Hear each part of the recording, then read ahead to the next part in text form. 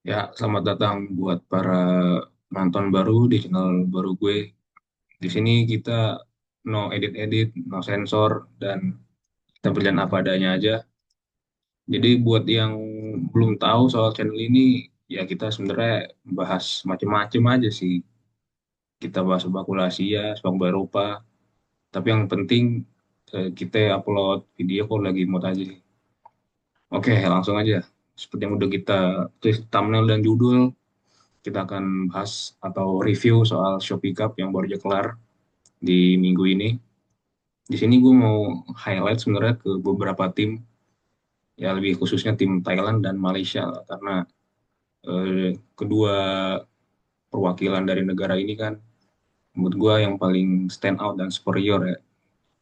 Di satu sisi, ya negara lain oke lah, tapi cuman Buriram, Selangor, Bagi Patum sama Johor aja nih yang menurut gue udah the next level lah di Asia Tenggara. Kita langsung bahas aja BG Patum melawan Hanoi, CA Hanoi. Di sini gue lihat permainan mereka ya 50-50 lah, saling jual beli serangan kan. Tetapi yang jadi pembeda di sini adalah BG Patum mereka unggul secara mental aja. Mental karena mereka jadi tuan rumah plus ada tuah dari pemain senior dan sekaligus legenda sepak bola Thailand ya Chanathip Songkrasin. Dia cetak 2 gol. Di gol kedua menurut gue sih salah satu gol terbaik lah di pekan pertama Shopee Cup ya, atau bahkan mungkin bisa jadi bisa dinobatkan lah jadi gol terbaik di Shopee Cup tahun ini kan. Gol jarak jauh di injury time pula dan membawa Bego Patum meraih kemenangan pertamanya, dan menurut gue Can Natip ini adalah salah satu pemain yang ada matinya sih. Dari dulu udah berapa ya, tahun lebih lah gue tahu Can Natip kan, dari dia stand out di timnas Thailand terus pindah ke Jepang, bahkan jadi eh, starting utama terus kan di klubnya di Sapporo kalau nggak salah, dan sekarang dia balik ke BG Patum dan lagi-lagi masih menjadi pemain inti dan bahkan menjadi kunci kemenangan BG Patum lawan Hanoi di Shopee Cup. Jadi buat gue pribadi stand out lah buat Canatip ya. Tapi Hanoi menurut gue nggak jelek juga karena mereka bisa memberikan perlawanan yang sengit. Bahkan di menit injury time juga mereka sempat bikin 1 gol tapi harus dianulir kan. Dan kalau misalnya itu Canatip bikin gol kemenangan BG Patum, dan ya it's all good lah. Eh, Fair play buat Hanoi dan Kongres buat BG Patum. Masih banyak pertandingan, sisa 4 pertandingan lagi di grup yang mudah-mudahan the best team can qualify to the next stage. Oke, lanjut kita ke laga Johor lawan Lion City Sailors. Nah, ini menarik nih. Johor ya kita tahu lah dia salah satu tim terbaik di Asia Tenggara, bahkan di Asia Timur lah kalau gue bisa bilang. Ketemu Lion City Sailors yang udah setahun kebelakang ini salah satu tim yang paling progresnya paling signifikan lah di sepak bola Asia Tenggara. Maksudnya musim lalu mereka selalu sampai final AFC itu, kalah tipis lawan lawan apa tuh gue lupa lah, lawan apa di final kan, kalau 2-1. Tapi yang mau gue bilang di sini adalah bahwa Leicester City Sailors bisa dibilang salah satu tim paling uh, one to watch lah di Asia Tenggara for the future ya. Di sini mereka away ke Johor, ya Johor is Johor. Kita nggak bisa tutup mata itu kalau mereka salah tim terbaik dan mereka menang 3-1.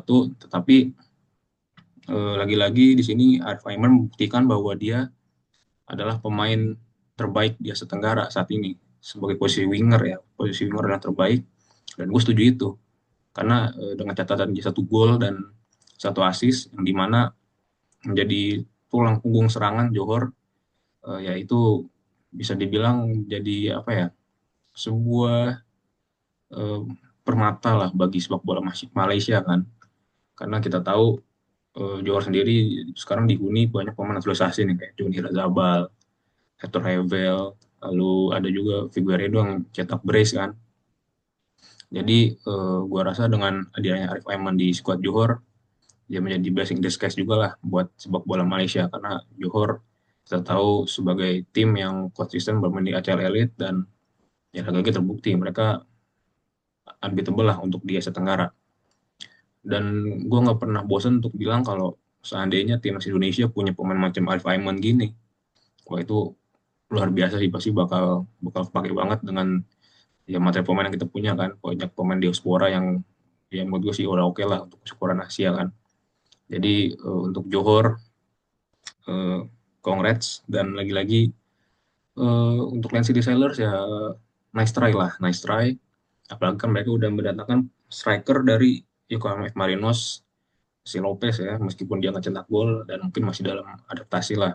Tapi gue mau highlight sedikit si Lopez pas di Liga Jepang sendiri kan, eh, ya kontribusinya cukup cukup besar lah untuk Yokohama F. Marinos, dan udah menjadi langganan juga kan di ACL Elite. Jadi gue rasa Anderson Lopez bisa jadi eh, andalan baru pastinya, dan sangat bisa diandalkan untuk main di ACL 2 ya untuk Lansity Sailors musim ini. Jadi eh, ya good luck untuk Lansity Sailors di sisa atau di sepanjang musim ini, karena bagi gue pribadi mereka adalah salah satu tim yang want to watch di Asia Tenggara musim ini.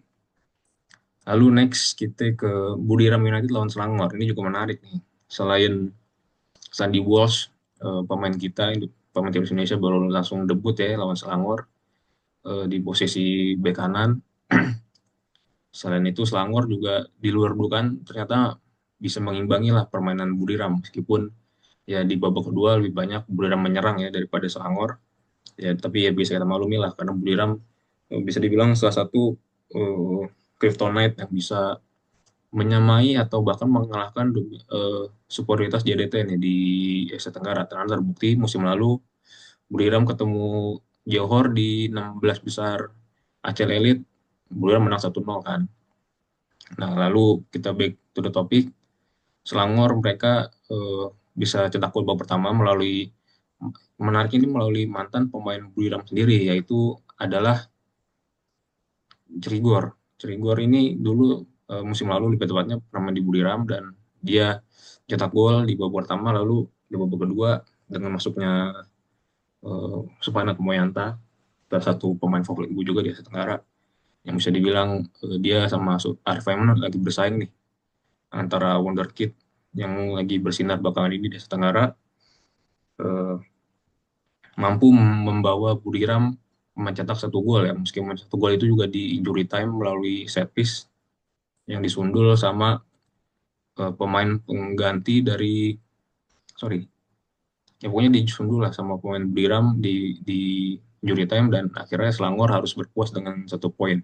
Sini gue pengen highlight kalau Selangor ini memiliki progres yang cukup oke lah untuk di sepak bola Asia ya, karena kalau di liga lokal mereka ya still under the shadow of Johor Darul Tazim, tapi tekad mereka untuk berbicara banyak di Asia ya harus kita patut diacungi jempol lah, karena di ACL tuh mereka pasti akan lebih jor-joran, apalagi dengan banyaknya pemain baru yang mereka bawa kan, plus si Faisal Halim juga udah mulai nyetel lagi nih setelah musim lalu sempat ada cedera panjang karena ada kasus kan. Jadi ya Selangor I think will be one of the surprises in this tournament. Ya mungkin bisa ketemu Johor di final nanti, ya kita nggak tahu. Tapi overall untuk tim dari Malaysia dan Thailand sih menurut gue ya masih menjadi eh, tulang punggung lah, atau bisa dibilang raksasanya Asia untuk saat ini. Sangat disayangkan tim Indonesia batal ikut ya karena ya berbagai alasan lah. Sebenarnya gue juga berharap tim Indonesia bisa lebih banyak lagi untuk berpartisipasi di event seperti ini sih. Apalagi kan kita tahu di Indonesia cuman ada satu kompetisi ya, Liga 1 doang. Sorry, Super League sekarang namanya. Nggak ada liga domestik, nggak ada liga yang lain. Kecuali untuk tim yang bermain di ACL tuh ya, kayak Persib sama Dewa United main di ACL Challenge League. Tapi kan itu juga hitungannya masih sedikit dong dibandingkan dengan negara atau klub dari negara lain yang dalam satu musim bisa 3 atau bahkan 4 kompetisi. Praktis Indonesia ini paling sedikit kompetisinya.